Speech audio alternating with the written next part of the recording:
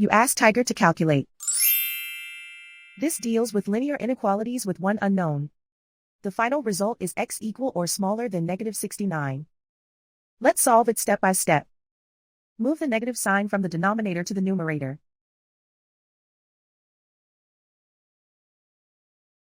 Isolate the x. Multiply both sides by 3.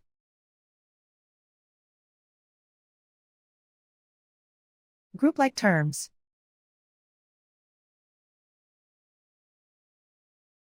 Multiply the coefficients.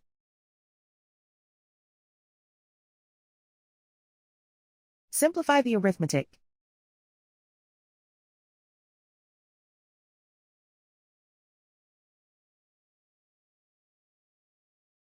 Convert the x into a positive number.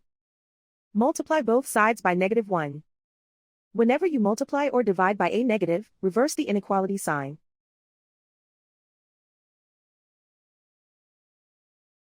Remove the ones.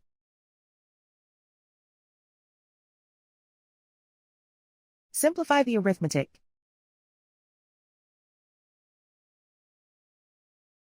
Plot the solution on a coordinate grid. And so the final result is x equal or smaller than -69.